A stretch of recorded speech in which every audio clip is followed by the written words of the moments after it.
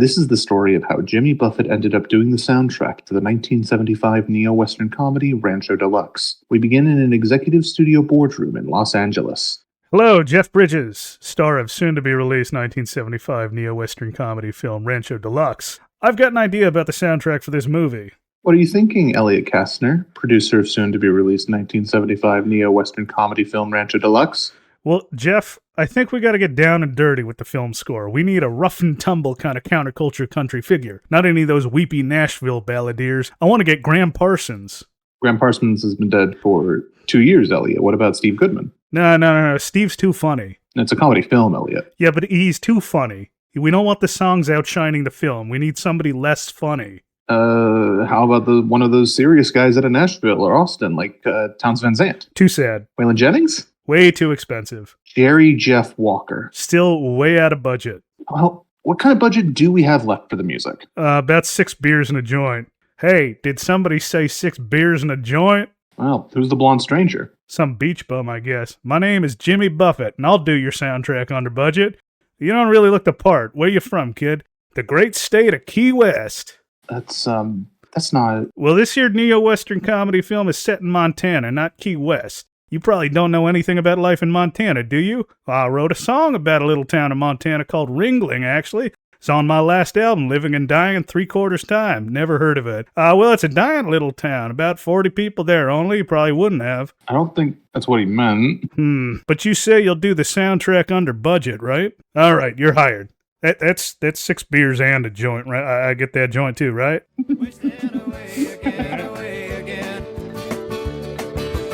Wasting away again, away again. Wasting away again, away again. And Margarita the bell. It's on downfall. That's the little script. I hope you enjoyed the joke. I did think it was pretty good. Okay, alrighty. Okay. Welcome, everybody, to Discoreography. My name is Kyle. I'm Tom. And today we are doing a double feature, actually. We're going to be talking about Jimmy Buffett's live radio concert broadcast over KSAN FM in the San Francisco Bay Area. He recorded that in October of 1974. And then we're going to be talking about the soundtrack to Rancho Deluxe, the 1975 neo-Western comedy film starring Jeff Bridges and Sam Waterston. It's a bad movie. I watched it. I didn't say we had to, but I decided that somebody actually needs to know, like, where the songs on the soundtrack show up in the movie. And frankly, let me tell you, Tom, it was a waste of time, and I don't actually remember where most of the songs ended up, and I fell asleep at, like, the last 40 minutes of the movie. Well, I was planning on trying to watch the movie, but I've been traveling all day, listeners. I'm on one today. But yeah, this is kind of an atypical episode. I also want to make a timing note. So the live show that we're discussing today that happened over the radio happened after A1A was recorded, but before it released. So the timeline's a little bit different from how you might expect with this episode coming after A1A. A1A was recorded in August 1974. He does this in October, and then he records... we'll get into the timeline a little bit here. Let's do our part where we don't have to talk about Jimmy Buffett first. Tom, what are you listening to? Well, I think this is going to be something that we say that is a sign of how bad things are going. Oh no. I've been listening to Jimmy Buffett. Oh God. Here's the thing. So I was driving north with my sibling, and for some reason I decided to inflict all of the Jimmy we've listened to thus far onto them. Oh boy. And do you know what happens to me? I was listening to Down to Earth, and I fucking forgot about Ain't He a Genius until we were listening to it. I fucking forgot about it. I was like, yeah, here's all the songs of the album. I went through all of them, and we got there, and it got to Ain't He a Genius. I was like, I can't believe I fucking forgot it. Anyway, so I've been listening. I listened to Jimmy Buffett for over 6 hours today. My God. Okay, well, here's the unfortunate thing. I also have to talk about something that relates to Jimmy Buffett. It's not Jimmy exactly, but it does relate. So a couple days ago, Brigitte Bardot died. And my dad, is per usual, he saw one of those like little clickbaity articles on like MSN or something that said after Brigitte Bardot, these three figures are the only people mentioned in another song we've talked about in the podcast. Billy Joel's "We Didn't Start the Fire" are left alive. And then my dad, of course, read the article and he was like, "Hey, do you know the answer to this? I want to test your knowledge." And I did know. I knew Bob Dylan and Bernard Goetz, the 1984 New York subway killer. Bernie Goetz, not Bob Dylan. I don't know how many crimes Bob Dylan's committed. Presumably not that one, though. And well, then, he did murder JFK. I had to think about it going through the lyrics. Chubby Checker was the third one, which I did get. And my father was like, "Oh, good knowledge. You're very smart." And I'm like, "Thanks, Dad. I knew that already." But so we ended up talking a lot about like novelty, like laundry list songs. So of course I started talking about Pencil Thin Mustache. Yeah. And then my father reminded me of some songs that were actually even worse than Pencil Thin Mustache in that genre. So I'd like to shout them out now. Pencil Thin Mustache is still a shitty song. These songs are just even worse. The Beach Boys, "Do You Remember All the Guys That Made Rock and Roll?" Some of the worst ever lyrics penned by Mike Love, and that is saying something. "Life is a Rock, but the Radio Rolled Me," which is just like the stupidest bubblegum thing. The lyrics mean even less than Pencil Thin Mustache because it literally is just the names of a bunch of artists who were on the radio in the 50s and 60s. And, of course, the Statler Brothers hit "Do You Remember These?" which came out in 1972. I forgot about the song, and I had to remember, I had to bring it up now because I was reminded of it by my father. And I think it is because it's very much the whole like nostalgia. You remember like, Bobby Socks and Simpler Times in the 50s sort of thing. It's like the same message as Pencil Thin Mustache, but it is actually worse and a more grating song. And I do not like the Statler Brothers. I do not care for them. So congratulations, Jimmy. I recant slightly. You're not as bad as the Statler Brothers on that song. Damn.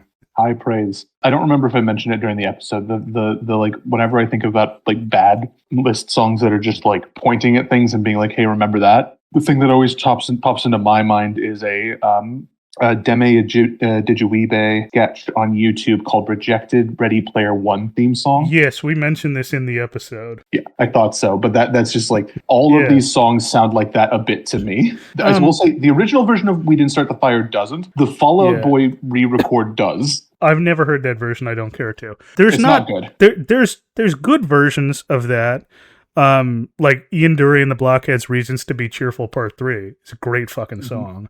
And then, of course, I have a soft spot for what I think is probably like, the poster child of the laundry list song genre, which is my favorite things, the jazz standard. Yeah, although I don't really listen to vocal versions of it. So let me give a little bit of timeline here. We mentioned the KSAN recording happened in October of 1974. So let me give a little bit of timeline on Rancho Deluxe. So Rancho Deluxe, the movie, started filming in April 1974.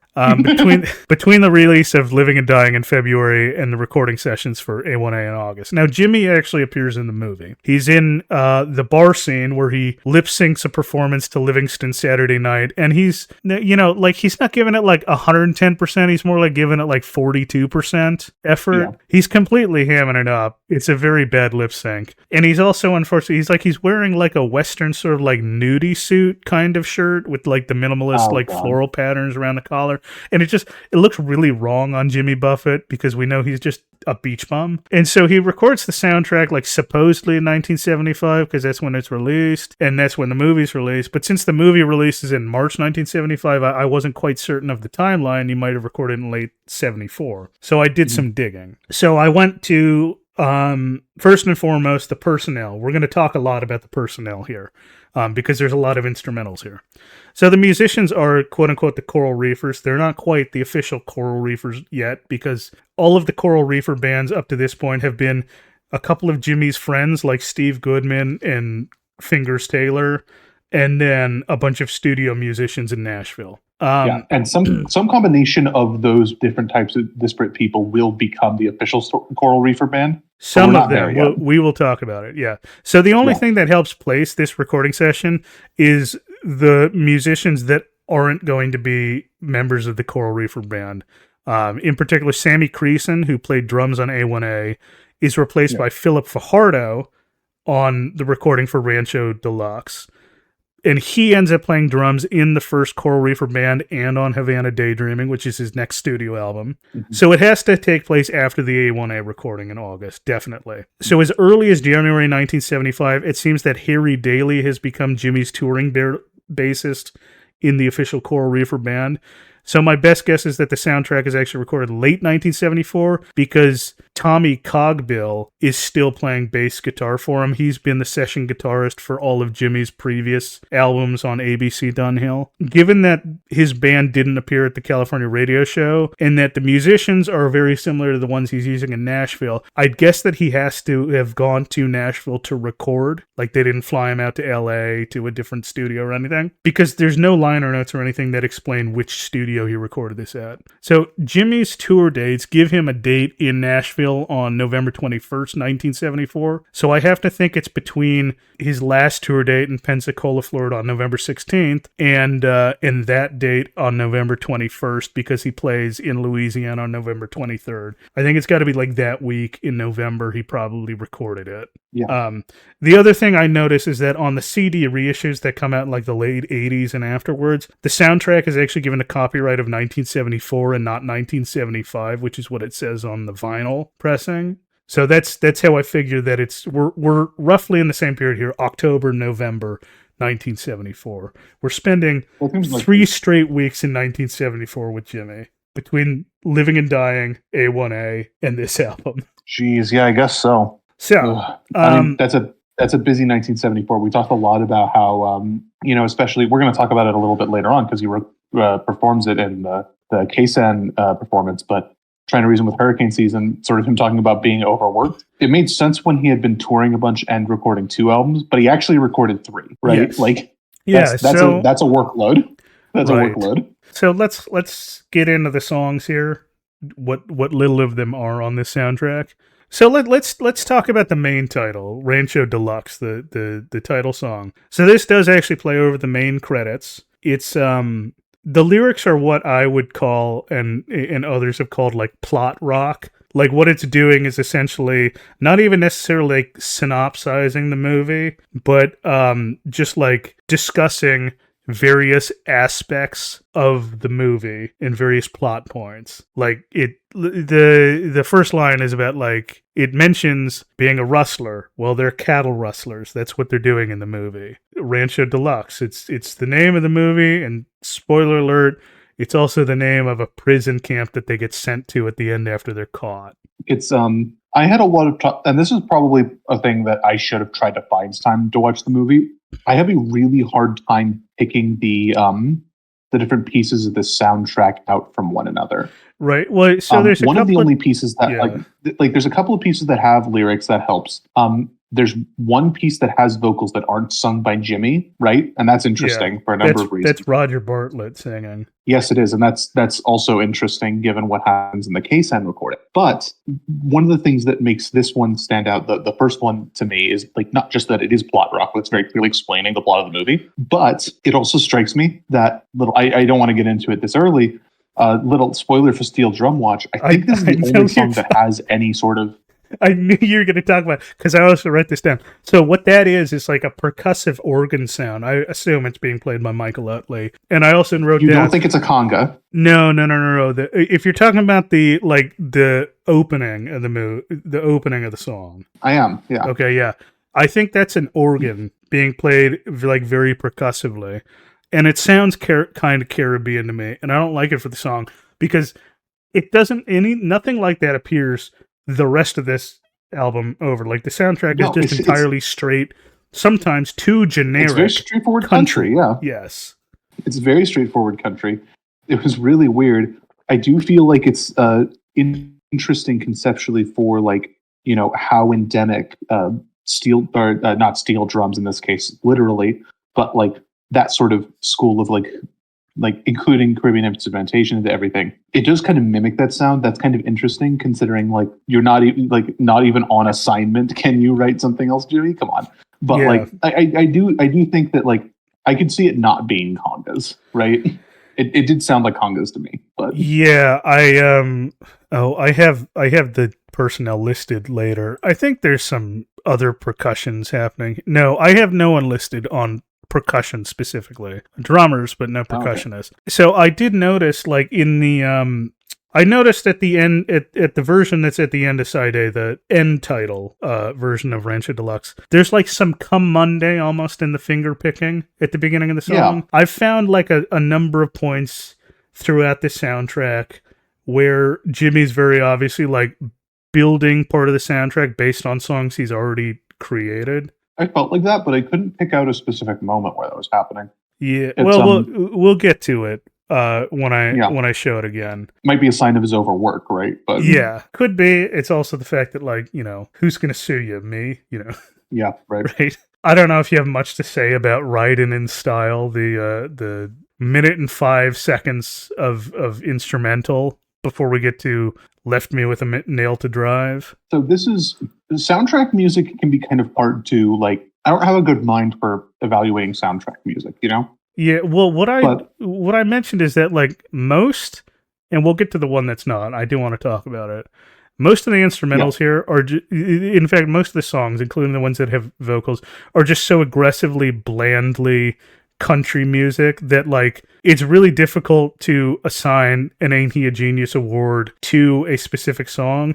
I would almost say Ain't He a Genius award to all but one song on the album, which we'll get to. Well, that's how I feel about it. It's like, you could play me a clip from like any song on Rancho Deluxe, and I would, you know, I've listened to this album like 5 times this week. I would have some real trouble telling you what any specific track it came from, unless it had like a really particular part I could pick out. I watched the movie with the specific intent to know which songs go where, and the only ones I really remember, I only remember 3. I remember the main title, because it happens at the beginning of the movie. I assume the end title happened over the end credits, but I was asleep. I know Livingston Saturday Night is played in the bar scene because Jimmy Buffett's lip syncing it. I made a note of that. There's one more I remember. That's it. I don't know any of these other songs or where they appear in the movie specifically. Most of them are incidental, so they're probably used in multiple places. And this is not like, it should be noted, this is not a default state of being for soundtrack music, right? No. It is like certainly a lot of soundtrack music can be this sort of completely bland genre soup that just kind of fills space in the background of a filmed scene. Yeah, no, but there are soundtracks that are actually engaging to listen to. Yeah, I have, like, it's overplayed, definitely, and overused in the realm of internet video creation, but, like, I remember very clearly a lot of the music from, like, the Inception soundtrack. Yeah.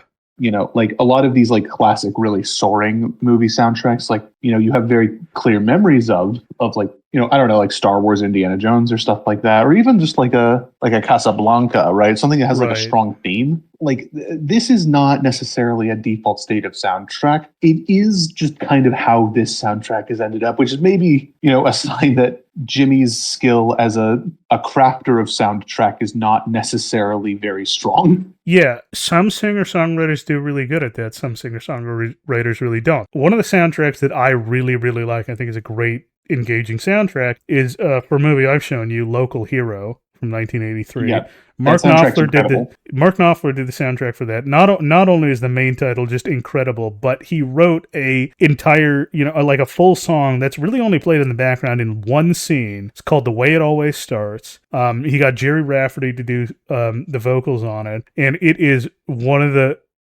it's genuinely one of the songs that I consider like in my top 10 favorite songs.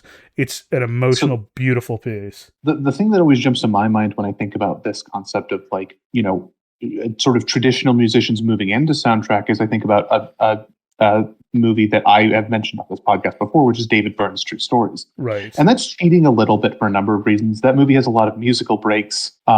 That music was written and recorded not just solely by David Byrne, but also by the rest of the Talking Heads. But it's not just the music in those musical breaks that appears on the album they recorded of all of that music, right? There's a lot of, you know, like small versions of like the melodies of it. I remember very clearly, you know, the ending theme, City of Dreams, has a sort of refrain, I guess, that is performed during the movie during an overnight scene with the steel guitar, like a pedal guitar, where it's just the melody on a steel guitar and it's just beautiful. But that's like, it's a different skill than writing sort of traditional music. It really is. Yeah, background music is there's a couple different philosophies. I mean, some people do treat it as like so, and I think the direction Jimmy went with it here is music that is so generic and bland that it's not going to take away any of the focus from the lines being spoken or action being had. But there is music that is done as an art form to elevate the scene that it appears in. This is definitely not that. None of this is. Not even the one song I like from this. I don't hate any music on this album. I just don't remember hardly any of it. Okay, let's talk about Left Me With a Nail to Drive just a little bit, because Jimmy doesn't sing on it. Roger Bartlett, his touring guitarist and soon-to-be founding lead guitarist of the Coral Reefer Band, sings it. So we've talked a little bit about Roger Bartlett before, as the touring guitarist, but also because off of A1A, he wrote Dallas. Yes.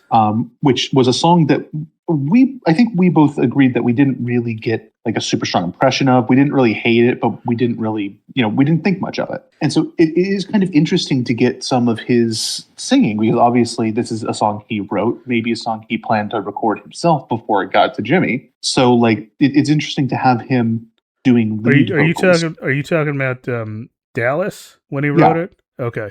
I was going to say, because Jimmy wrote Left Me With a Nail to Drive.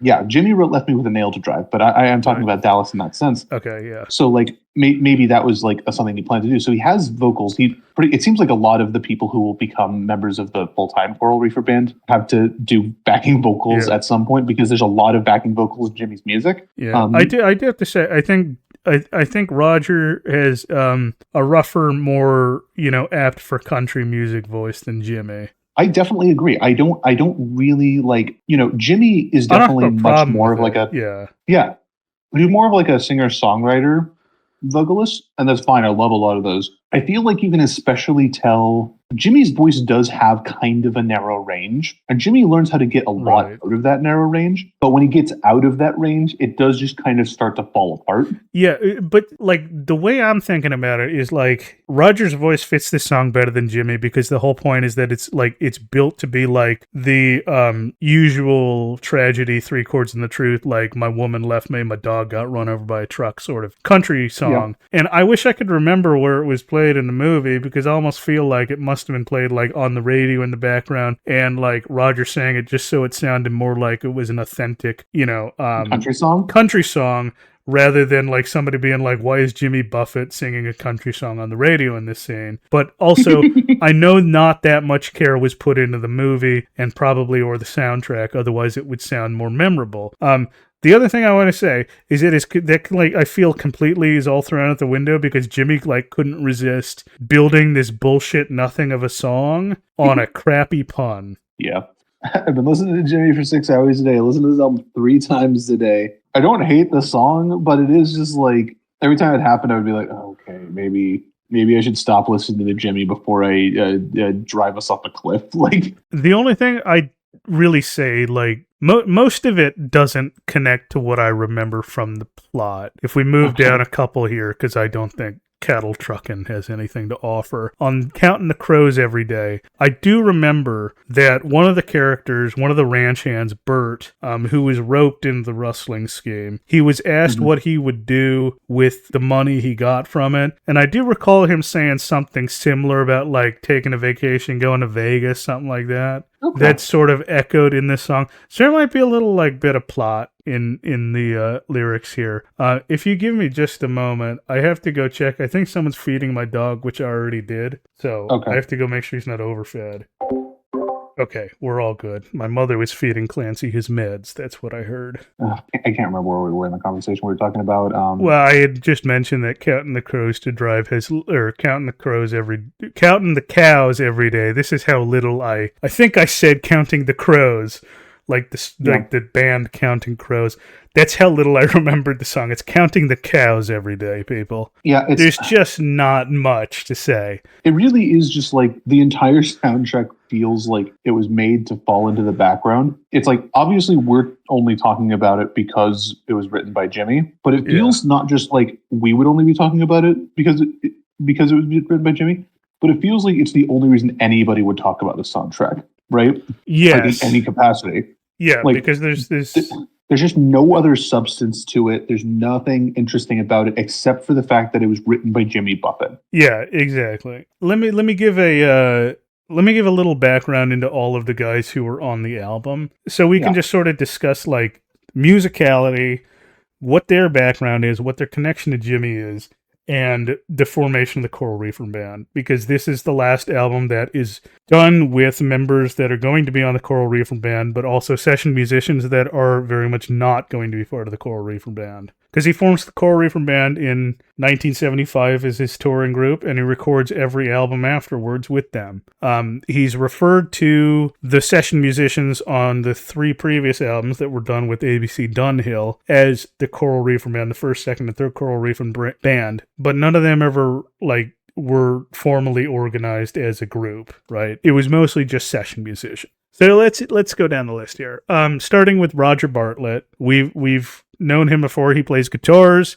He does the vocals on Left Me With a Nail to Drive on this album. We know the guy from A1A. We talked about him. He was a small-time musician in Texas. He was picked up by Jimmy Buffett as a touring guitarist. We'll see this week. Him and Jimmy actually have a pretty good musical chemistry with each other. That's bound to happen when you pay 105 shows in a row in a year with somebody. It's probably a major reason why he becomes a key member of the full Coral Reefer bands.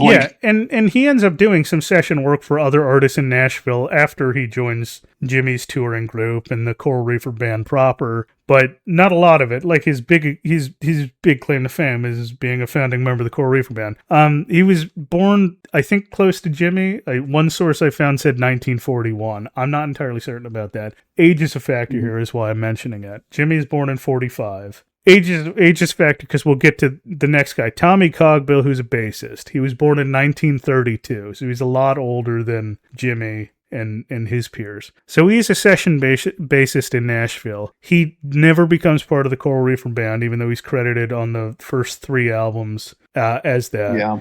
I mean, he's a guy who played on Wilson Pickett, Aretha Franklin, Herbie Mann, Billy Joe Shaver, B.J. Thomas records, dating back to 1960. He's just straight through and through a professional session guitarist in Nashville. That's it. Yeah. That's his connection. Sammy Creason, born in 1944, he played in the Bill Black Combo in 1963, which their huge claim to fame is that they opened for the Beatles in the 1964 U.S. tour. He was a bandmate of Reggie Young, who is a name that we're familiar with from Jimmy Buffett's previous albums here. He was a bandmate of Reggie Young in that band. So in the late 60s, he spent time as a session musician in Nashville. Then he moved to Miami as part of the Dixie Flyers with a Mr. Michael Utley on organ.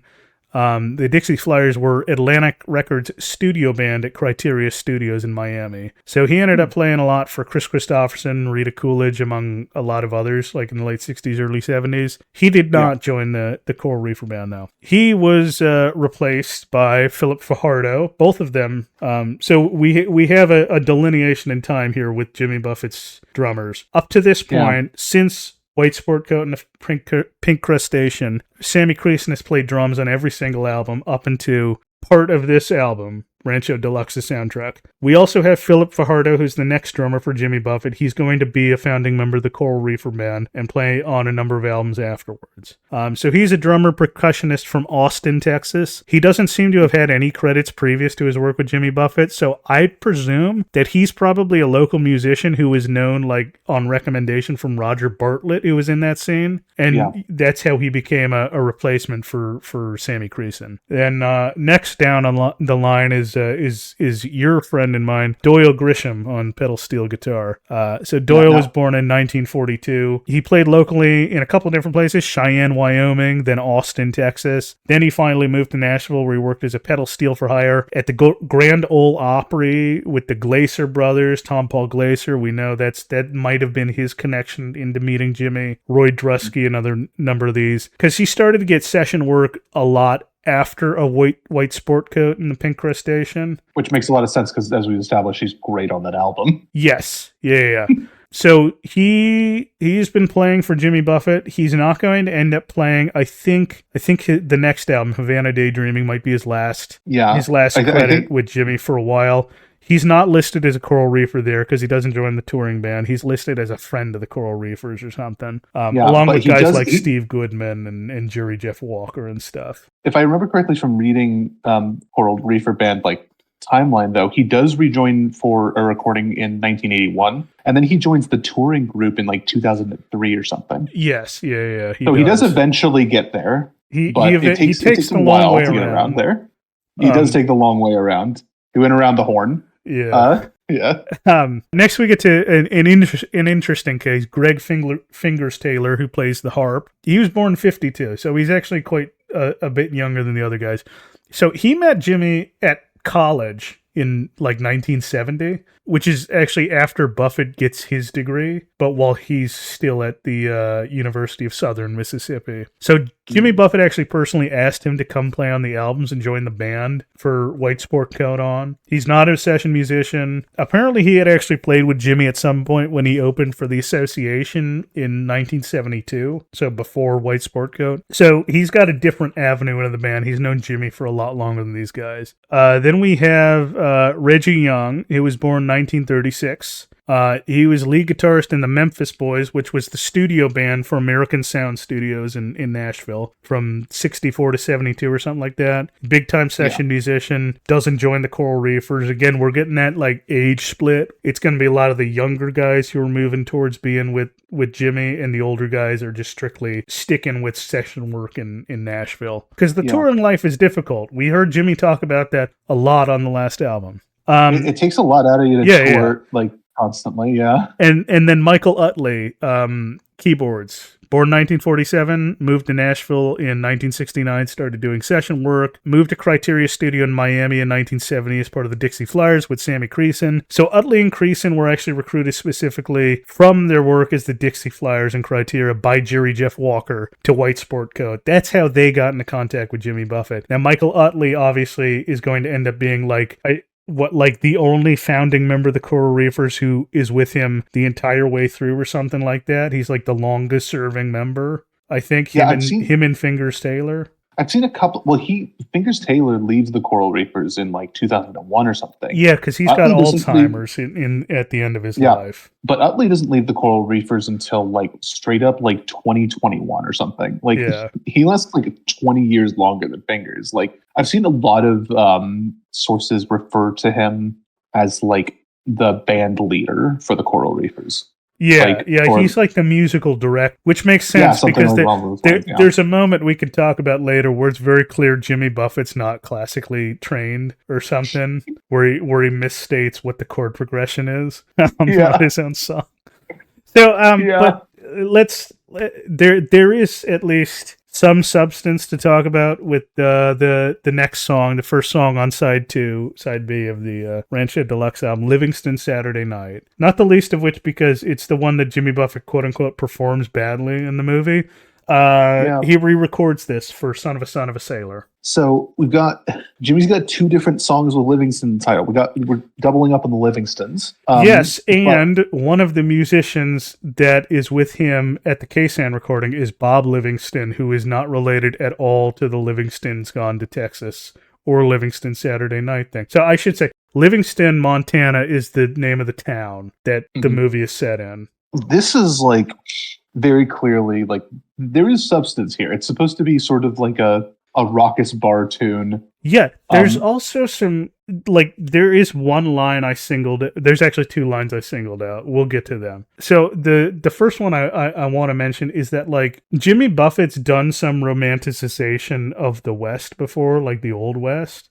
We talked about that on Livingston's Gone to Texas, in fact. This time around, he actually sings the line, "It ain't the same old West, that's for sure, but I think it beats anything here before," which I think is just actually quite a different way of looking at the Old West, and frankly, Jimmy or a lot of country musicians have discussed the West as a concept. So I think that's quite important to mention here, as this movie is a neo-Western. It's showing a different side, and like the main characters, they smoke pot and things like that. I mean, Jimmy is like, I'm going to say something that's kind of a joke, but also like Jimmy is often just like a fairly progressive figure, right? Like, yeah, oh yeah, yeah. Like it does make sense that like while he's like does this fair amount of like being nostalgic, romanticizing the past and such.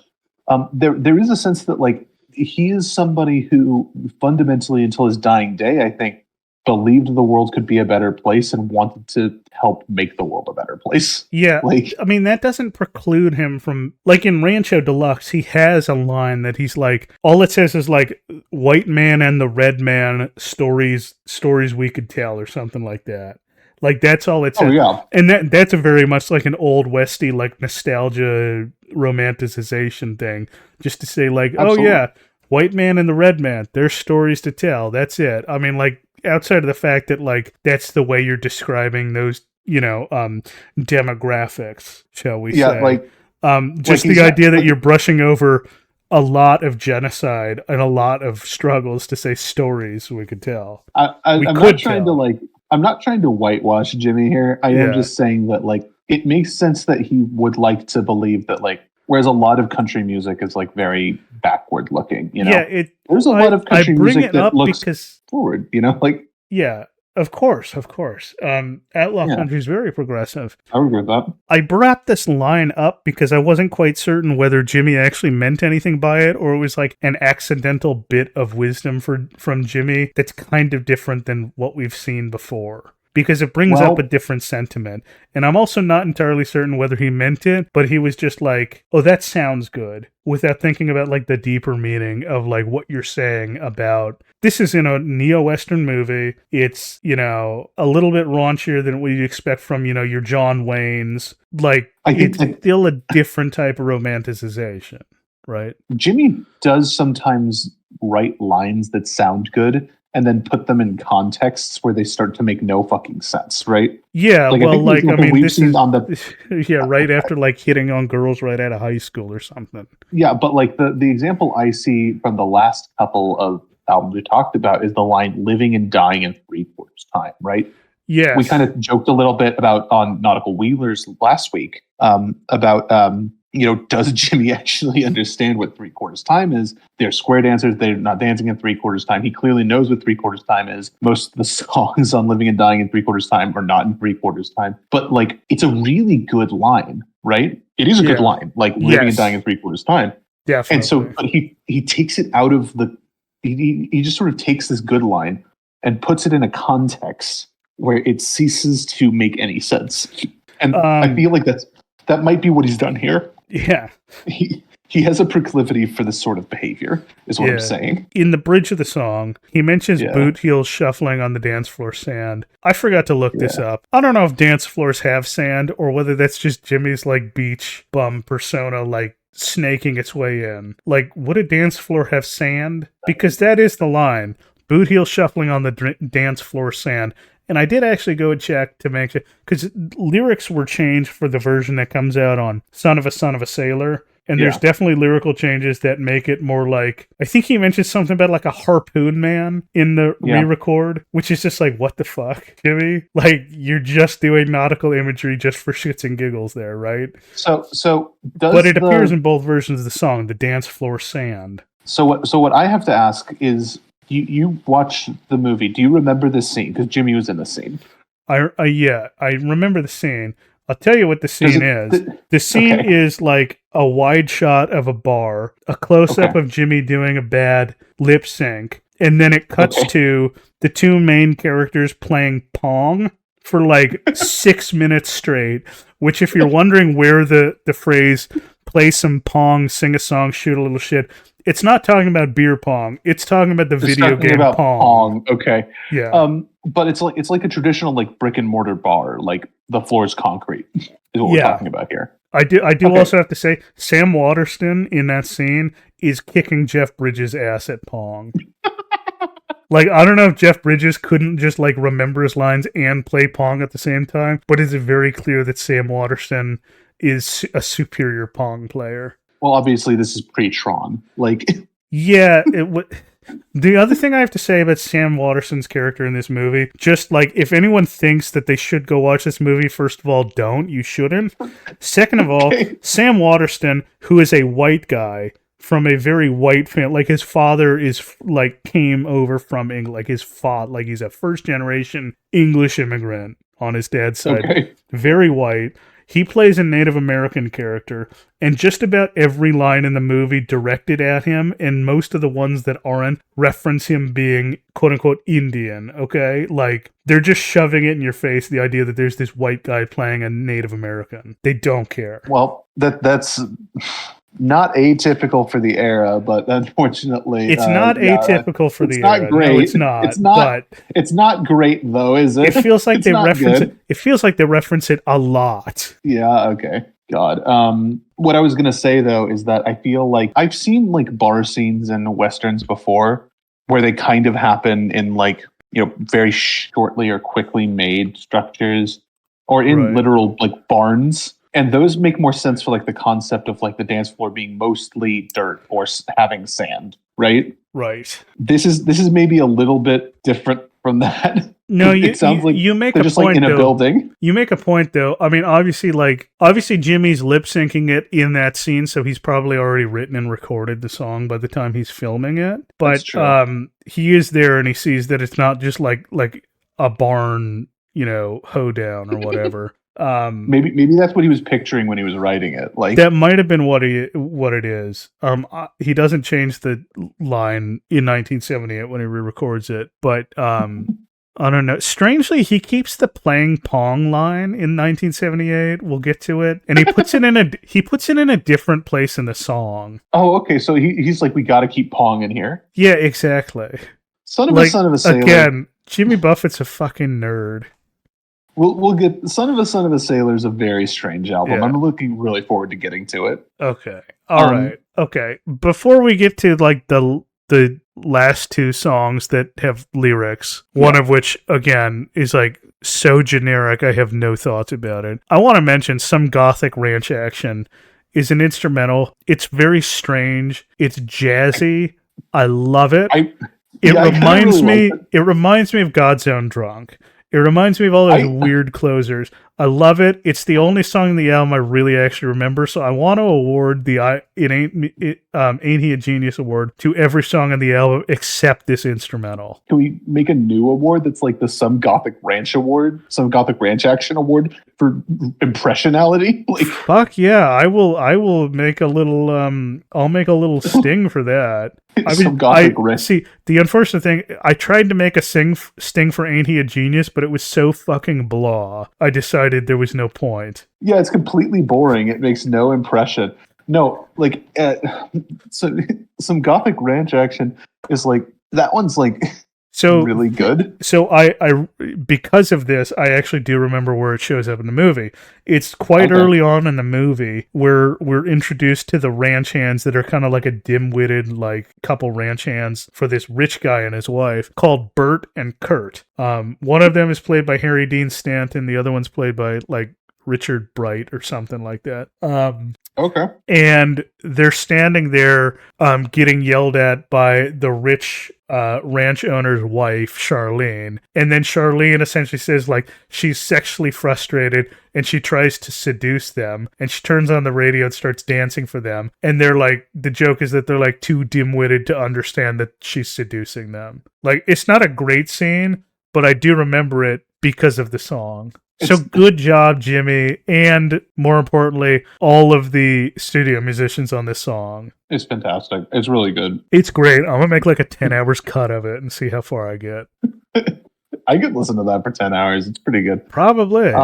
Yeah, I just like, I don't know what to say about this. It's really, I tried very, very hard to have opinions about most of this album, and I don't. Yeah. So, Wonder Why You Ever Go Home is going to be re-recorded for Changes in Latitude, Changes in Attitude as Wonder Why We Ever Go Home. Now, yeah. I haven't heard that version yet. The structure of it, you can go back and listen to, but you don't really have to.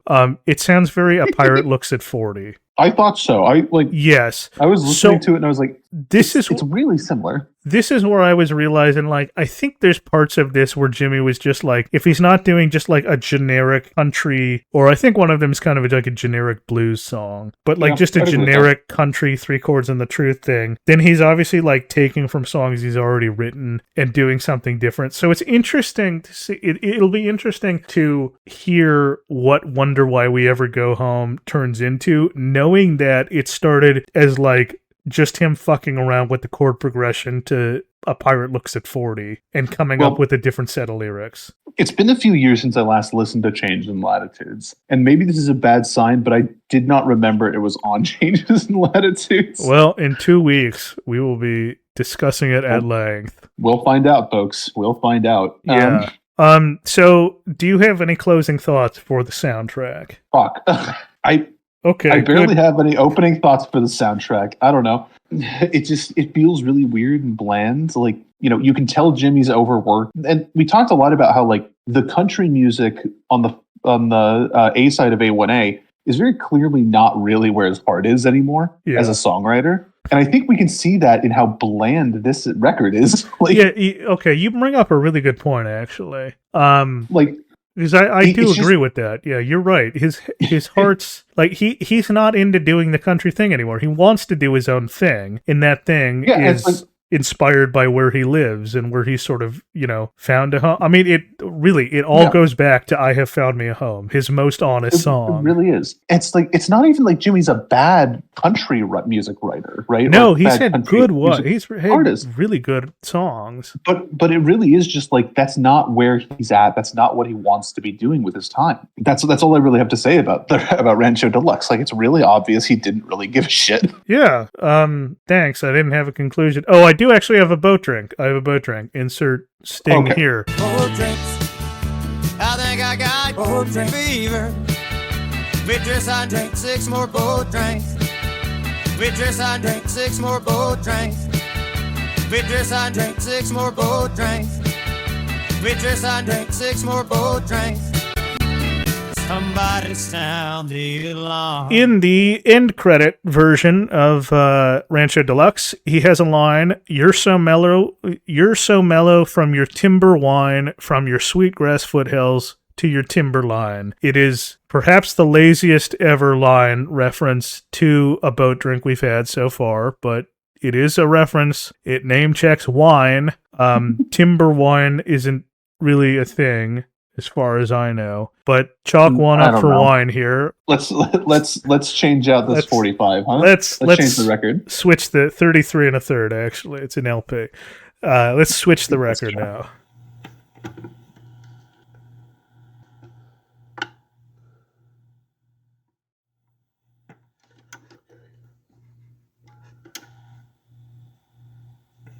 So this live set.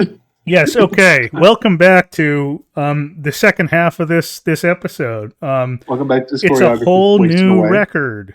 Yeah, Discography Wasting Away 2026. This is a live set for KSAN and Sausalito. Yeah. This was recorded at the Record Plant Recording Studio in Sausalito for KSAN or KSAN FM out of San Francisco. It is a radio concert that consisted like 9 songs by Jimmy, recorded live in 12, recorded live in the studio. He was backed by Roger Bartlett, his touring guitarist, and then members of Jerry Jeff Walker's Los Gonzo Band, which included Jerry Jeff Walker. What's up? It looks like I have 11 actually. I might have missed one. I was doing my notes in the car. Yeah. Jerry Jeff Walker and Bob Livingston, who we'll talk about him. He plays mandolin on this, and I think he does a fucking damn good job. Yeah, the mandolin on this thing is incredible. I want to say really... Jerry Jeff Walker plays guitar, piano. He does backing vocals, duets on Railroad Lady. Bob Livingston, guitar, mandolin, backing vocals. Roger Bartlett, guitar, backing vocals. And then Jimmy Buffett, guitar, vocals. At some point, there is someone who we don't know who plays congas on They Don't Dance Like Carmen No More, who is introduced as Stupendous Dork. I don't know who that is. Also, we'll get to it. Eventually, somebody, I guess, becomes Marvin. I'm not clear on what. Yes, we have a transfiguration in the studio, which is our closest approximation to understanding whether Jimmy Buffett may or may not be a Christ figure in this. Folks, something fucking insane happened during this set. Actually, a number of insane things happening. Okay, I have a couple of things I want to say before we get into this. Which is that, first of all, I listened to all the albums we've listened to so far today. I heard both versions of, and in one case, 3 versions of every song on the set list. Oh my God, you fucking did. Yeah, I did. So like, I had a very easy, like, direct comparison for all of these, which in some cases was like fun, and in one case kind of made me a little upset. Well, I'll let you take the lead then. Yeah, sure. But the other thing I want to note is that I think something that's going to become apparent, especially as we get into the era where Jimmy commercializes more, Jimmy is very good at creating a character for himself, right? And sort of creating a persona around which he writes, performs, etc. Right now, this performance is really interesting for a number of reasons. One of which being he's too goddamn drunk to do his persona. His persona at this point, like, you find contemporary articles that refer to him as like having like a happy drunk persona on stage. The dude's a raconteur. We know that. He acts like that all the time. The interesting thing about this, or the reason why we chose to do this, is we wanted to get a view into what a live Jimmy Buffett experience looks like before he gets to the point where he has the Coral Reefer Band and he's getting more Caribbean in his instrumentation, and he starts cleaning up his act a little after he gets super big with Margaritaville. Because, eventually he does retire, doing God's Own Drunk, partly because of legal reasons, and he stops doing Why Don't We Get Drunk and Screw as much as possible, which he lambastes, by the way, in this recording. He talks about, like, thank God there's not a bunch of drunk idiots yelling, do Why Don't We Get Drunk? Folks, Jimmy is goddamn blasted during this. Oh, pretty much everyone. Pretty much everyone. So the website we use to listen to this, it should be noted, it has them divided into tracks, and each track is like 5 minutes long because it's the track at almost pretty much normal length for how that song is performed. And then like Did I scare you with the 7.5 minute pencil thin mustache? Yeah, you did. Yeah. It's like 2 to 5 minutes of Jimmy rambling drunkenly with the Coral Reapers. Yeah, no, half of the amount of time we spend listening to this is just him shooting the shit with all of the other people in the studio and making jokes. So also, I just want to say, I had like this feeling of intense dread when I first listened to this set, because it starts with just like we're going to introduce the act. It is Jimmy Buffett, the Coral Reefer Band. I hear Jimmy in the background go like, haha, yeah. Yeah. And I'm like, fucking Christ, Jesus. This is honestly, this is my favorite experience listening to a Jimmy Buffett recording so far. I had so much fun listening to this. It's crazy. So let's just get into it. He opens the set with the Wino and I Know. So there's 2 things that are interesting about this performance in particular, especially when compared to, actually 3 things when compared to later ones. So firstly, this is not this is also not the full proper Coral Reefer Band, right? It's we went through the personnel earlier. It's him, Roger Bartlett, and then Jerry Jeff Walker and Bob Livingston from the Lost Gonzo Band. Secondly, sort of because of this, the instrumentation is really stripped back. There's a couple of guitarists, there's a mandolin, there's a piano. Yeah. Somebody plays the conga. Great. Somebody plays the conga at some point.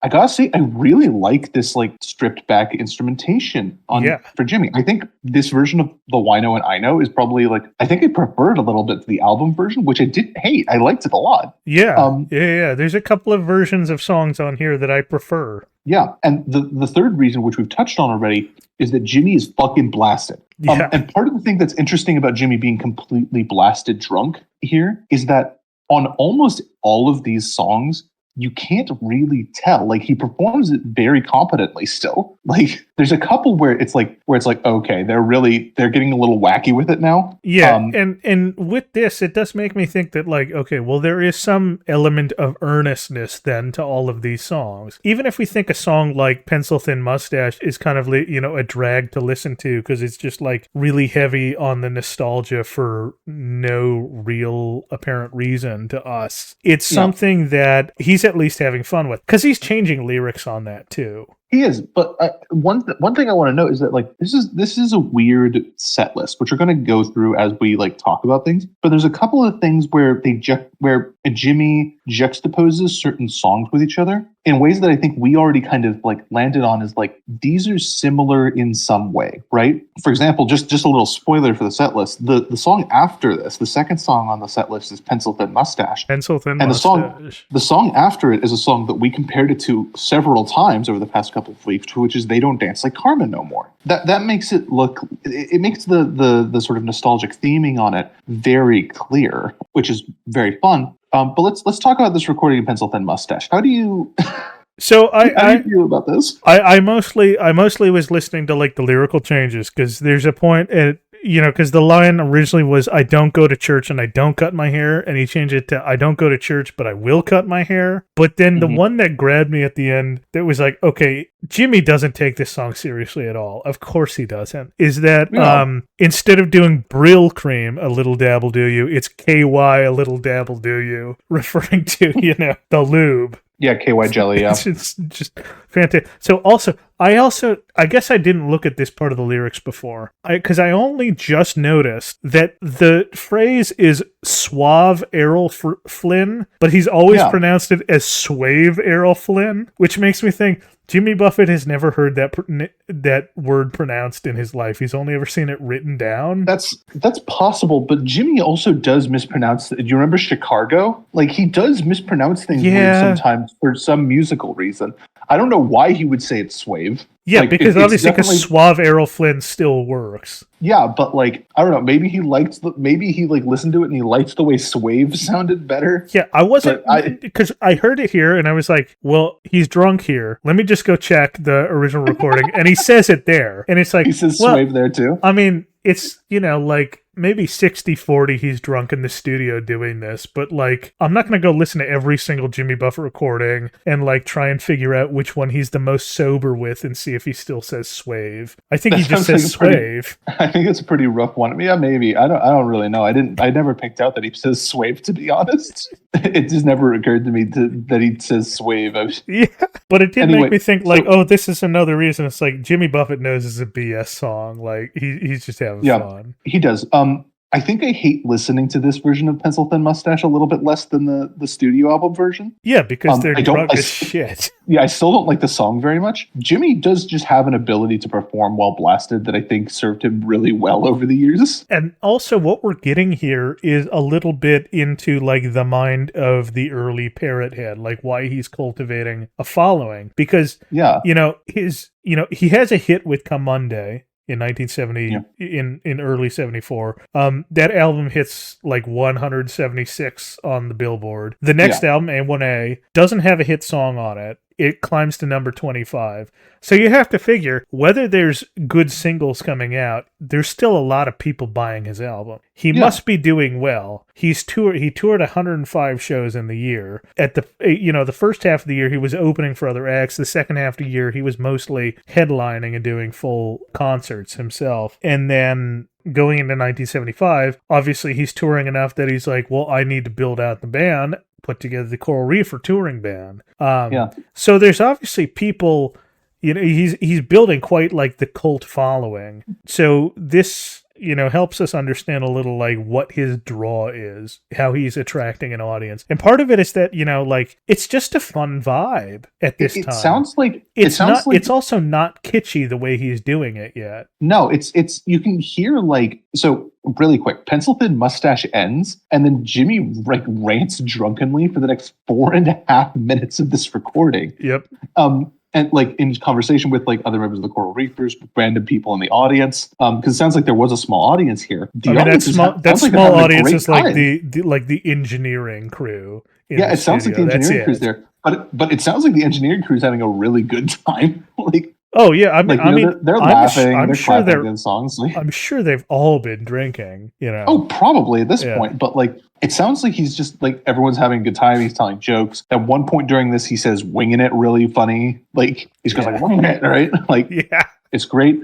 But also, I want to point out that during this rant, Jimmy says one of the most insane things I've ever heard in my life. Folks, we talked a lot about On White Sport Coat and a Pink Crustacean, about this mysterious session musician who wrote one song on that album named Marvin Gardens. You may remember that Marvin is a pseudonym for Jimmy, right? They Don't Dance Like Carmen No More. He says, "Take it, Marvin." He's throwing it to himself on the beer cans. Right. Really strange. So they start to play They Don't Dance Like Carmen No More. There's 2 minutes left of the recording that says it's on Pencil Thin Mustache. I'm like, what's happening here?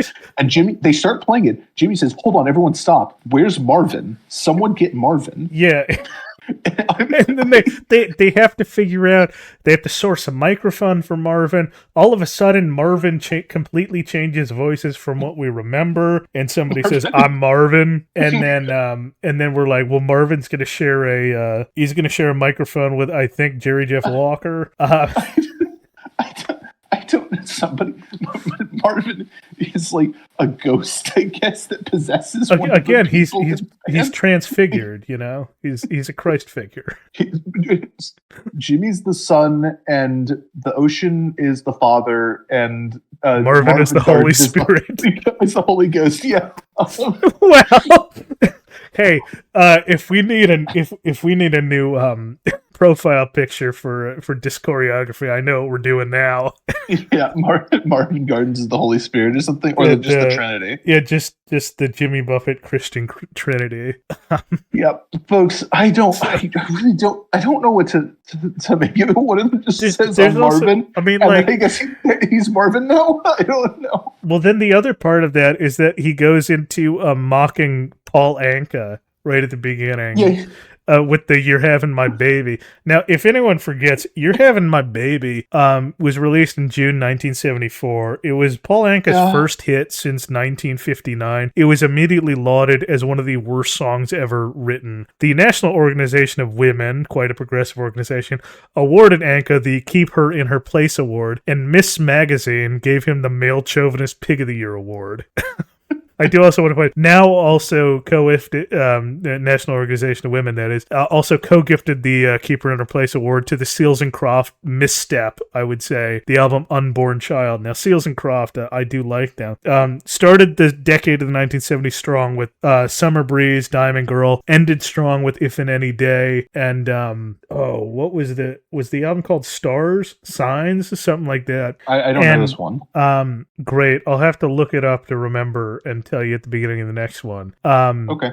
But yeah, they had a misstep right after Diamond Girl where they were like, let's do an entire album about how abortions are morally wrong. And so that's what Unborn Child is. That's not great. Of course, You're Having My Baby also makes reference to the idea of like, you could have had an abortion, but you didn't, and that's a sign that you love me. So yeah. So good on Jimmy for making fun of Paul Anka here, because he's in the right. You should make fun of Paul Anka for that. Jimmy is not always cognizant of his biases or of like the things that he says and thinks that are not necessarily progressive. But when he is aware of them, he is like a progressive dude. I feel like Jimmy has kind of a like a feminist streak in him from 73 on. I wonder whether that's the influence of his wife Jane, whom he loves very dearly, as we hear in a lot of these songs. I could really believe that. Yeah. I should read more into that. Let's move along. Unless you have other thoughts about this version of Pencil Thin Mustache. No. I want to talk about They Don't Dance Like Carmen No More, because they get Marvin. Yeah, this is a situation where I'm listening to this song, and I have to think. I think the more I listen to this song, the more I think that They Don't Dance Like Carmen No More might be my favorite Jimmy Buffett song, because I like it. I keep thinking about it, and every time I hear it, I like it more. Yeah, it's really good. Even with the fact that there's a complete breakdown in the middle where he's trying to throw to a stupendous dork for a conga solo, and he doesn't get on it, and Jimmy Buffett's plan to play it out is to just verbally abuse him. Yeah, this song is just like play boogie. I forgot. We have to. I think in Pencil Thin Mustache, he tries to throw it to the coral reefers. And it sounds like he forgot that he was supposed to for a second. He says it really fast. He's like, I think your coral reefers. Like, He uses it really fast, like he forgot. But like in this one, so like he throws it to Marvin, he throws it to quote stupendous dork, I guess. Like, but it's also just like there's also like Carmen Miranda's brothers were in the audience for that. Jose and Arnold. I look, I'm not gonna. I didn't look it up. I'm sorry. I should have done the research. I don't think she had a brother named Arnold. I'm not sure. I'm assuming Jose is also an imposter at that point. So like this recording is like, it's fun on the sense of like they're completely drunk and not really taking it seriously, and it kind of breaks down several times. Yeah, you want to hear my favorite song? You want to hear my favorite line? Yeah. Bananas and mangoes and guacamole and tacos and nachos and burritos and shrimp salad all piled to the sky. Yeah, he's talking about the fruit that Carmen wore in her head. Yeah, just bananas and mangoes all piled to the sky became that. All this other stuff. It's just like, you know, they're laughing. They're just like kind of taking the piss out of it. It's like as somebody who is like a big fan of this song, like it is kind of like, there's a part of me that's like, I'll do it a little more seriously than that. But also it's, I can't really help but smile during this. They just get so fucking silly with it. Yeah. Like, somebody's doing like fake monkey calls. I mean, on a serious note, there's a mandolin on there, and that was sorely missing, I feel like, on the version from the studio, because I really like it here. So like this, so we mentioned Jerry Jeff Walker's on piano. He's not on every song on this. But the fellow playing mandolin, I can't remember his name. He Bob is on Livingston. like most of but they also play guitars on the other songs. So I think they might all be playing all the songs. I think so. But like Livingston plays mandolin on a lot of this set list, and pretty much every time he is fucking killing it. Like, the mandolin is always really welcome on this. It's really like, definitely like what I said about like Doyle Grisham, like kind of making a lot of White Sport Coat and Incrustation for me. Like that's Bob Livingston on the mandolin for this, right? This would be fun without that, but with it, there's recordings on this that I really, really love, and the stripped back instrumentation is very fun. I don't really. It's just very fun. This one's like there's one more thing I have to say about here. Okay, go ahead. And it's what made me look. I listened to this just on a whim, folks. Yeah. And I decided. I told Tom before the last record, we have to do this in part because Rancho Deluxe is going to give us like maybe 40 minutes of material, and I think I may have like oversold it based on the timing of the record so far. Yeah. But the thing that made me think we have to talk about is the fact that I'm completely vindicated, folks, because in the middle of this song, somebody, not entirely certain who, does this like kookaburra laugh, like what you would consider like the kookaburra laugh is like a trope in Hollywood Foley, as like it's used often as like people like mistake it for like a monkey call, and it means like, oh, you're in the tropics, right? Yeah. You I don't have to try and do an impression, which I'll fail at. And Jimmy Buffett's response is, oh, Martin Denny's here. Now, if anyone remembers from White Sport Coat, I mentioned Martin Denny is the jazz guy who essentially coined the term exotica for this era of jazz music that was quite popular in the late 50s and the early 60s. That was like this amalgam of all of these Southern Hemisphere, from Africa to the South Pacific to South America to Mexico to the Caribbean, all of these different musical styles like blended into one to give people like the essence of the idea that they might be like there if they close their eyes and imagine or something. And I was talking about how I think that might actually be the genesis of Jimmy Buffett's idea. Like, it's the precursor to that. And I feel very vindicated by Jimmy Buffett actually recognizing that Martin Denny exists. And now I do think, like, yeah, I think I was correct in saying that Jimmy Buffett probably listened to some of this when he was a kid, and it stuck with him. I think so, absolutely. Because he's obviously aware of Martin Denny.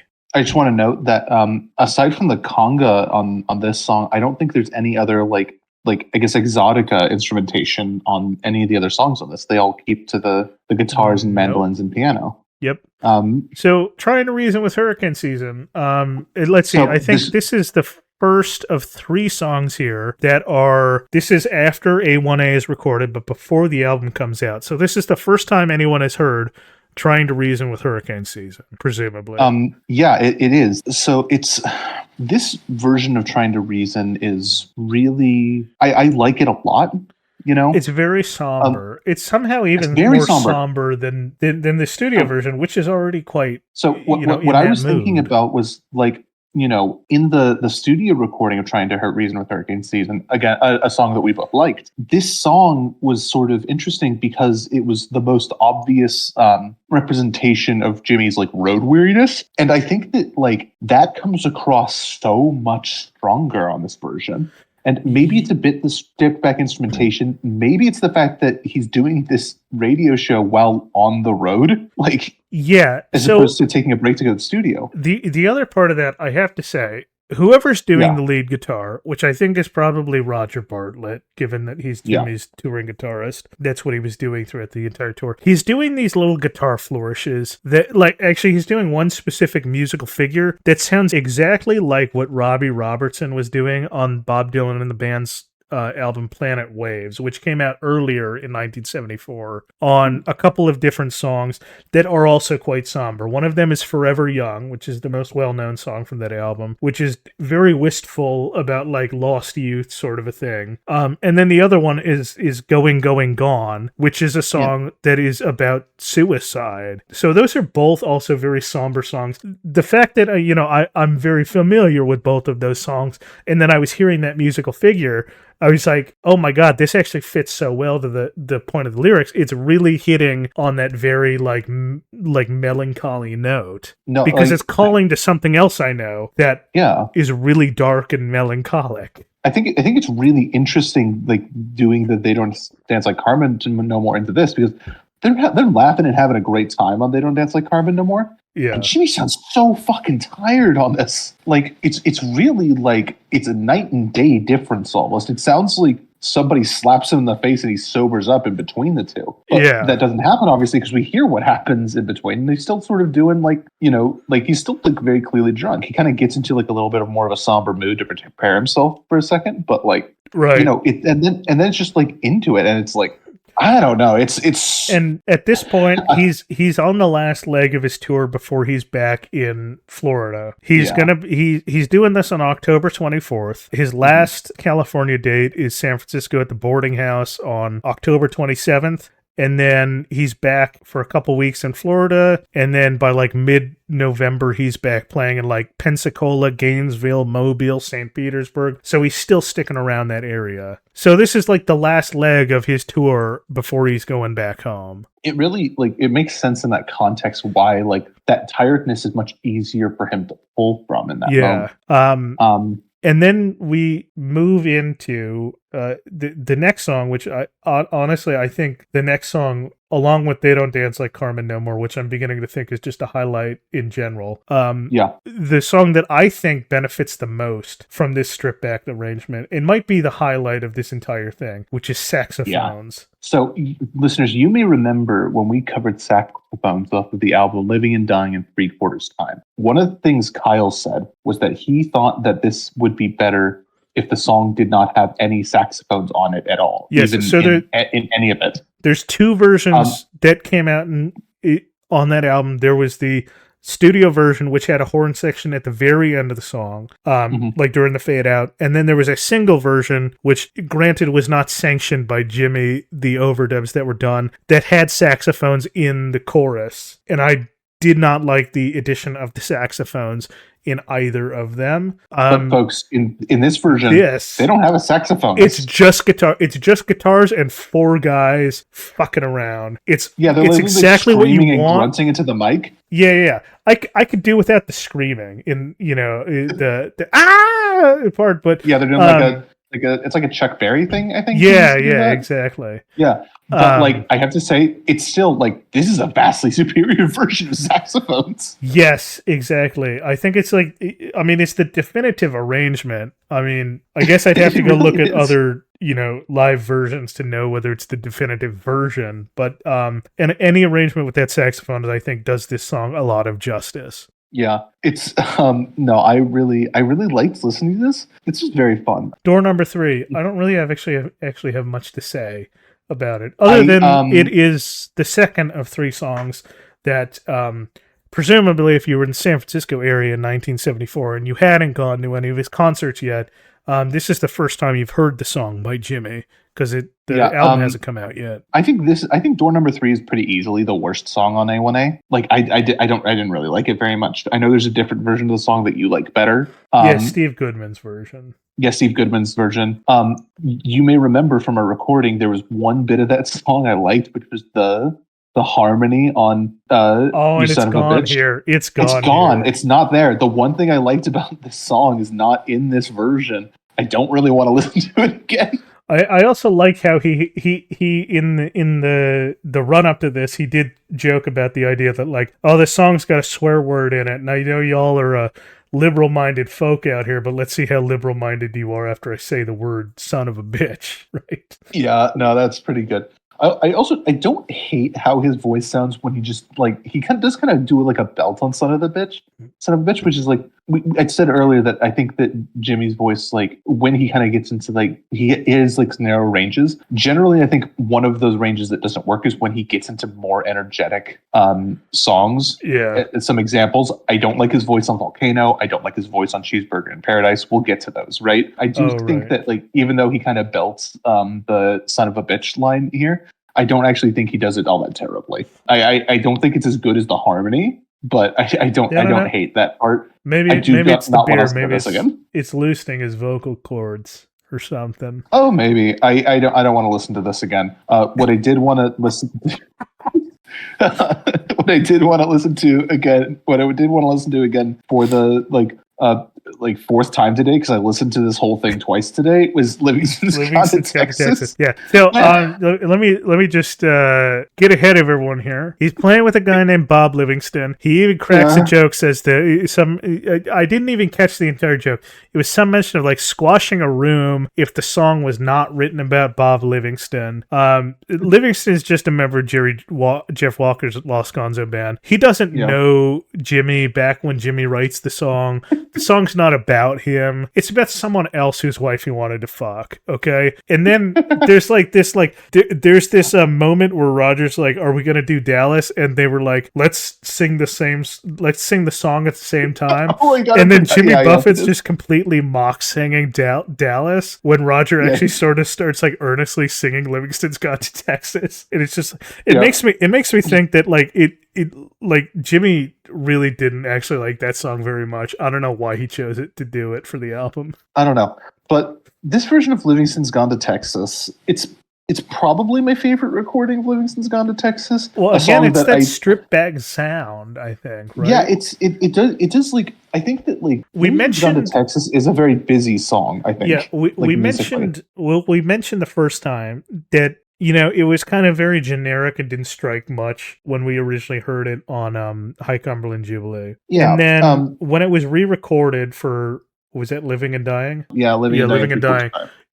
We felt it was like too saccharine, too Nashville soundy with the strings, but then the other part of it was that we really hated the vibraphones on it. Yeah, I did not like the vibraphone on that song. This is, the song is not that different. It still kind of makes like, I don't like now love this song. I still think that like lyrically it doesn't really connect with me. Yeah. But the performance of it, there's a couple of things I think. I think one, Jimmy's a little older and more mature now. Yeah. Like he has better understandings of how he works as a songwriter and how he works as a singer. And the other thing is this stripped back instrumentation, right? Like I think both of these serve this recording of Livingston's Gone to Texas really well. There's also like an element of like reverence, because this is kind of like maybe the most serious moment in and amongst all of the like the drunken rambling when he's actually singing this song and they're playing. So it's like you have to realize that like he's stuck with this song for now 4.5 years or 3.5 years, almost 4 years at this point. He's recorded it twice. He's still performing it. High Cumberland Jubilee gets quote unquote lost, as we've established. This is the song he pulls from it to say, no, we need to save this. This is something. I want people to hear this. And I didn't understand that when we heard it on Living and Dying. I can sort of understand it now. yeah, like I still I don't, still like, think there's better songs on there, or well, there's songs that I would think connect with what Jimmy Buffett is about on that yeah. album more. I agree, right? I don't think this is like the best song on Living and Living and Dying. I don't think it's the best song on High Capital Jubilee. I don't think it's the best song in this recording. But this is the recording, I think, where for just a couple of minutes, I kind of understand what Jimmy saw in this song. Yeah. And there's something to be said for that. Speaking of songs that were rather forgettable on albums, the next song on here is Railroad Lady. They don't actually go into Dallas yet. They're going to play it later. They don't go into Dallas. They go into Railroad Lady because, of course, Jerry Jeff Walker is a bigger name than Roger Bartlett, so he can get fucked. And we'll do the Jerry Jeff Walker co-write first. Because I mean, Jerry Jeff Walker gets to duet on it while he's playing the piano, and frankly, I guess I like this version more than, I don't know, Railroad Lady kind of won the Ain't He a Genius award, I think, on that album. So I don't remember too much about. I remember specifically knowing that there were these parts about like the railroad industry dying and rail replacement buses I talked about. And then of course I was pondering about like whether that was specifically because it was Jerry Jeff Walker co-wrote the song or something. I don't find something super special in this recording, but I do like the idea that he gets to sing it with the guy he co-wrote the song with. Yeah, I don't know. I think this did win the Ain't He a Genius award. I think it wins the Ain't He a Genius award now, right? Like, this is like, it is a song that continues to make very little impression on me. It is most notable in this recording because Jerry Jeff Walker performs on it and sings it. Yeah, that's fair. Okay. Alongside Jimmy. That is how I feel about it. To Dallas for real this time, because I think you and me both agree that this is also, along with saxophones, maybe the song that benefits the most from the stripped back instrumentation. This is a vastly superior recording of Dallas, right? This just sort of group sing along, chanty, kumbaya-esque arrangement. Yeah, like right? I think that like this is sitting around a campfire and singing a song with your buddies. Like, that's something I love, right? I think that like mostly it probably is Roger Bartlett and Jimmy doing the lead vocals, right? Yeah. And duet, which is like, we talked a little bit about Roger Bartlett singing in Rancho Deluxe, which was like a little bit more country twinged. And I think that I think that fits the song better, which is he wrote it, but also like it kind of makes Jimmy's voice sound better on the song. Weirdly, I think. Yeah. Also, again, we have to shout out Bob Livingston on the mandolin, who is just like, he is so good on this recording. Absolutely amazing. Yeah. I really did not care or think much about Dallas when we listened to A1A. I mean, I still don't think it's a great song, but I don't think it's a great song. Much like Livingston's Gone to Texas, I see what Jimmy saw in this one. Now that I hear him performing it in the way that presumably he'd be performing it on stage with Roger. Yeah, I think more aptly, I want to say, I think I see what Roger saw in this song, right? Like, I think I get it. That's fair. Like, yeah. I like this version of Dallas quite a lot, actually. Like, I don't think it's the best song in this recording, but I do like it. Yeah. And then it goes into the third song off of A1A that's on this recording. Yeah. A Pirate Looks at 40. A Pirate Looks at 40.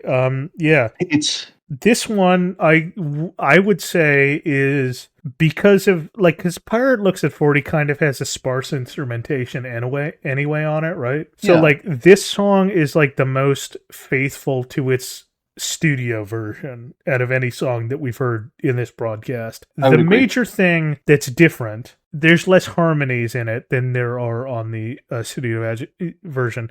Instrumentally, the thing that I noticed the most is that those vibraphones are gone, and I do like that. I really like that. Yeah, I like it without the vibraphones. It there's a couple of steel guitar breaks in A Pirate Looks at 40. We are missing those, which are really great. We are missing those. They are played pretty competently as replacements on a standard 6-string guitar. Yeah. Which is fine. The first time I listened to this, we've been talking about how a lot of these recordings are improvements. I gotta say that I liked this recording of Dallas more, but after Door Number 3 and then Livingston's Gone to Texas and then Railroad Lady, I was just kind of yeah. I was kind of exhausted. The thing about A Pirate Looks at 40, right, is it just is one of his best songs. We talked a lot about how much we loved it on A1A. Yeah, it's kind of And, difficult to improve upon it, and I think it is, but I want to say I think this is a good arrangement, but I do think it's kind of like net evens out, because no vibraphones is a plus for me, no steel guitar is a minus for me. The thing that I came away from this recording of is we're going to listen to a lot of Jimmy Buffett live recordings over the course of this project. I have a feeling like pretty much like even in like the depths of like we're both sick of listening to Jimmy Buffett, A Pirate Looks at 40 is probably still going to kind of feel like a shining light in the darkness. It's going to be a highlight, but the question is, does he ever improve upon it? And I think the answer is no, because I think he did capture it pretty close to perfectly in the studio. Yeah, we're gonna again, see, like I'm saying, I think that like something that we're gonna have to consider with that, right, is that like obviously as the Coral Reefer Band and Jimmy's brand, quote unquote, gets sort of more solidified as not just a musician, but as a performer in concert, things like vibraphones and eventually like steel drums, right, just kind of show up on everything. And I do think that like that stuff makes some of these songs worse. I think that stuff's going to make A Pirate Looks at 40 worse, right? Yeah. We talked about how we don't really like the vibraphones on it. But like, so it's going to be kind of hard. I would expect that we don't hear a version that we like better than the original recording of A Pirate Looks at 40. I think this is an interesting version, right? Because of the stripped back thing. Yeah. It feels like kind of the silliness of being as drunk as they are is starting to leave them at this point. Right. I think we're going to, I think that's the thing is they started sobering up during this performance, because it's very clear that like most of the back half of this performance is a lot more serious than the first half. I agree. It feels like they really they're like, let's pull it together and end this thing really well with A Pirate Looks at 40. And then they fucking don't let Pirate Looks at 40 be the ending song on the set. So Peanut Butter Conspiracy. Peanut Butter Conspiracy is the ending song. They don't end it with Pirate Looks at 40. They end it with Peanut Butter Conspiracy. And he wanted to, and let's point out, he wanted to end it on A Pirate Looks at 40. He was asked to do an encore by who I presume is I think is Jerry Jeff Walker, said, you should do Peanut Butter Conspiracy. So fuck you, Jerry Jeff. Jerry Jeff Walker. Like, dude, why would you do this? Like, okay. And if it wasn't Jerry Jeff Walker, then let me just say, fuck you, Bob, but thanks for the mandolin, or fuck you, Roger, and I'll just splice in the correct answer if I ever figure it out.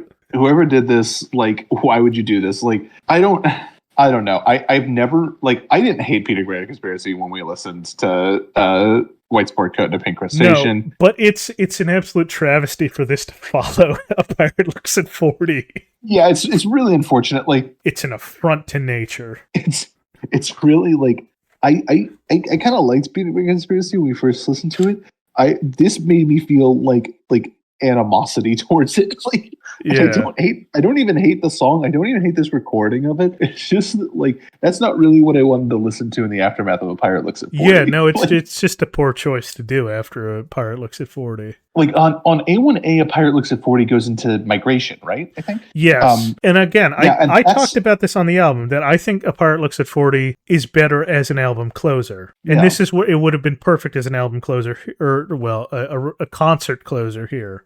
They close out with like this sort of like really wild instrumental break, and then so that is they're doing the jazz standard Satin Doll, which was composed by Duke Ellington. I didn't pick that out at all. That's, to be fair, I got that from somebody more learned in music than myself, and I went back and listened to check, and sure enough, it does line up somewhat. I don't have anything to say other than like it's just some eclecticism. But we know Jimmy's listening to jazz anyway, because it's just the Martin Denny reference. Yeah, exactly. But anyway, so then this performance ends.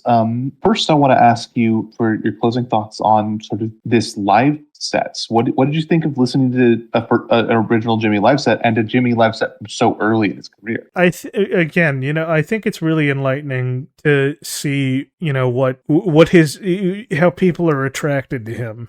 Because I mentioned, the dude has mostly at this point a cult following that is a little bit under the radar because he's not getting a huge amount of radio play just yet. So it's interesting to understand exactly like what his in concert persona is like and how people would react to being at his shows. The other part of that is the fact that like also this is a more intimate setting because it's just a studio with a couple of like engineers in it and the MC and the musicians, but they're also all good buddies of Jimmy too. They're also not, I mean, like we heard some of this on God's Own Drunk, right? Where he's having fun with the musicians. I would assume not all the session musicians are having fun, maybe so, but like you see that there's guys like Tommy Cogbill and Reggie Young who are not going to end up joining the Coral Reefers. They're strictly session musicians.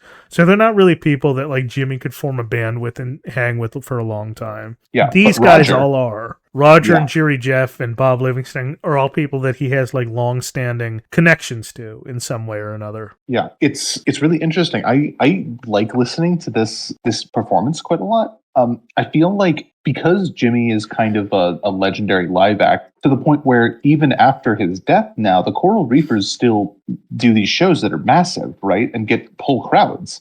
It kind of makes me think that like we're going to get a lot of stuff out of the albums. I almost think the live albums are going to be as interesting in a lot of ways.